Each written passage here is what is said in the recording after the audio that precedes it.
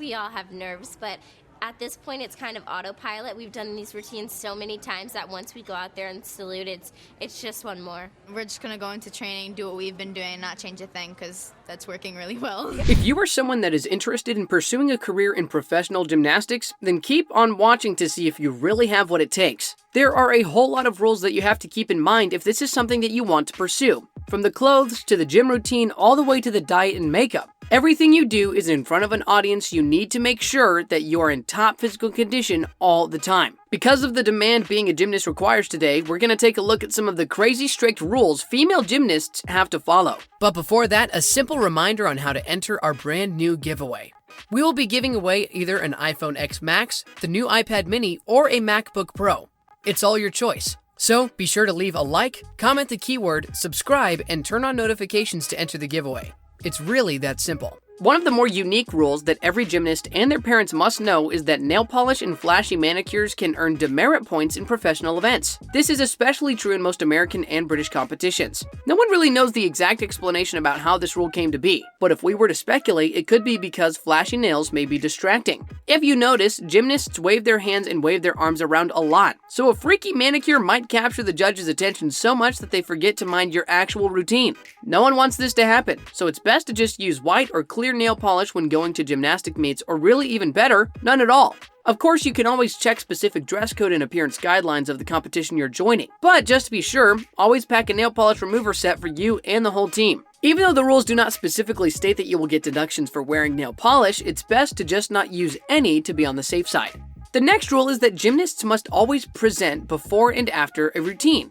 When female gymnasts bow their heads in a salute or raise both hands to the direction of the judges, this isn't really part of their routine. This is just something they have to do every single time so they won't get any deductions for forgetting to do so. This is the athletic equivalent of saying curtain in a theater production. It sort of clues the judges and the audience in as to when you have begun your performance and when you have ended it. It's unfortunate for some athletes who are so obviously focused on their routines that it slips their minds to do the presentation. So the best suggestion is for you to make sure you have included it in the presentation so you won't ever forget to do it. Otherwise, you might be losing points that you badly need when it's time to tally the podium winners. This is a kind of silly rule, especially since there is more than one way to let the judges know you are going to begin or end your routine. I'm sure you've heard that athletics is not a democracy. We don't question the rules, we just follow them. Now, let's talk about one alarming rule that constantly puts female gymnasts in a vulnerable spot. Did you know that when competing professionally, especially in the Olympics, gymnasts are only allowed to receive treatment from one specified doctor?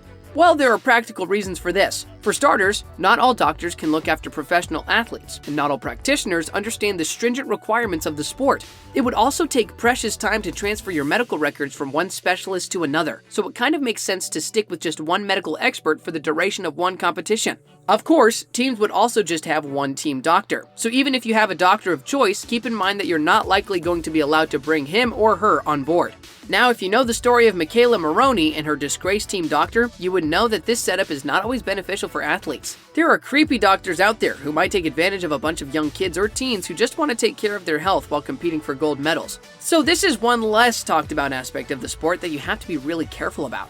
Have you checked out part 1 of this video? If not, why not go take a look at some of the other crazy rules gymnasts must follow? You're gonna love it. Next is another rule that female gymnasts have to follow. They have to have some extra cash. Yeah, you heard it right. The Sportest says a gymnast and her coach can actually appeal for a revision on the original given score if the camp thinks they deserve a higher mark than what was awarded. Unlike in other sports though, this review is not done for free. Aside from a written request, a girl and her coach have to shell out as much as $300 for the first review. Judges can even charge as much as $1,000 for another one. The good news is that the coach and the team can get a refund if the judges do change their score, but if they don't see anything worth reconsidering, then you can kiss your $1,000 goodbye. It seems kind of weird that in a way, it's like you have to bribe the judges to review the scores they gave you. Kind of strange. Well, apparently the setup was designed to deter and discourage frivolous objections, the same ones that delay tennis, soccer, and other sports played on the professional level. Still, it kind of makes you think those judges will not look that hard if it means they have to refund the money if they do change the score. I don't know, maybe it's just me.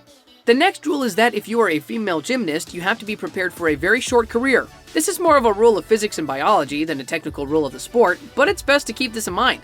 In other sports, athletes can play to their heart's content until they're well into their 50s. That's not the case with gymnastics. Most competitions would have a very strict age limit, which takes into consideration the nature of the sport and how dangerous it is for older women. The thing is, most gymnasts start training at the young age of 3 or 4. They usually peak during their teen years and then start preparing for retirement when they hit the age of 20. It's because by this age, their bodies have gone through so much transformation and strain that they can no longer compete for long periods of time. It's a tough pill to swallow that you have to abandon the thing you've worked for your whole life at one point, but it's reality and you have to be okay with it. Now, if you try to compete past your prime, you might just end up getting badly and irreversibly hurt.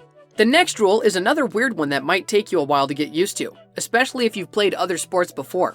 You know how basketball and volleyball coaches can practically shout orders at their players the whole time? Plus, if that's not enough, and they really need to say something really important, they can call timeouts? That is not the case with gymnastics. The moment these athletes are lined up for their routine, their coaches are basically reduced to praying that the girls will not mess up. It's kind of like tennis where coaches can't shout instructions from the sidelines. This is connected to the rule that female gymnasts must keep completely quiet and in the zone before they perform. So if you're accustomed to receiving guidance from coaches for the whole duration of your game or performance, you have to start getting used to being all on your own from the moment you step onto the mat to do your thing. The only time your coach can communicate with you is after you've done your routine and the scores have been tallied, or during those 30-second breathers you get after falling off an apparatus like uneven bars. But up until that point, it's going to be silent mutual trust for the both of you. Another really strict rule enforced for the athlete's own safety and benefit is that tumbles must end on a crash mat. Competition landing mats are way thicker than gym floor mats and are put in place to provide substantial shock absorption for when gymnasts have to stick their landings from tumbles, vaults, bars, and balance beam routines. This extra cushioning may not 100% guarantee that you will not be injured, but it will certainly prevent you from sustaining a serious injury. This is the reason why female gymnasts must be trained up to always spot the crash mat and make sure their tumbles and routines end up there. Not to mention that stepping out of bounds at any time during your floor routine, most especially towards the very end, will earn you serious penalties. As you can tell, precision is everything in gymnastics. Every step you take is accounted for, and every tumble you make is calculated carefully so that you will end up on a crash mat landing it perfectly. In connection with that is another rule that you cannot forget, ever. Not unless you want to score a big fat 0 on the vault. So you already know how important it is for gymnastics to stick their landing. But what does that really mean? Well, it simply means they have to finish their routines on their feet before letting themselves fall over. So if you land a vault butt first, you will get a 0, no matter how good or how difficult the rest of your routine was. It's the same thing if you take an extra step to get your balance on the dismount. However, these are not the only reasons you'll get a 0 on an entire routine. If you go before the green light flashes, you also get 0 points, because this basically means the judges are not yet prepared to watch your performance. The same thing happens when you stop your run to the vault before touching the vault table, or to stop your run and pass the vaulting table twice. All of these unfortunate incidents have happened in the Olympics, and actual Olympians have returned home to their countries without earning any points in gymnastics because of how strictly these rules are enforced. Now let's talk about the only kind of jewelry you can wear as a female gymnast, and those are stud earrings. So since every other accessory is considered a safety risk, you are going to lose a significant number of points if the judges spot that you're wearing a necklace or dangling earrings. This is a strict rule that you must follow, and of course, it's for your own good. Now, I hope this next and final rule goes without saying, but you can never be too careful. One of the strictest rules you have to observe is that female gymnasts are not allowed to be on steroids. In history, there are about 20 Olympic gymnasts who have been suspended for their involvement in these related incidents. It is massively against the rules, and offenders can lose not just their medals, but also the medals earned by their entire team.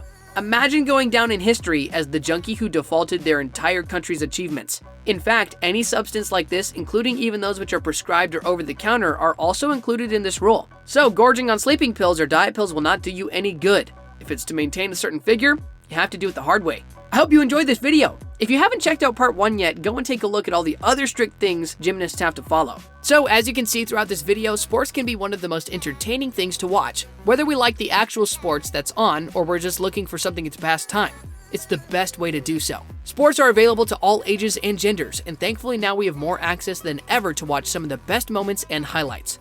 Make sure to stay active and enjoy your favorite sporting moments. Thanks for watching.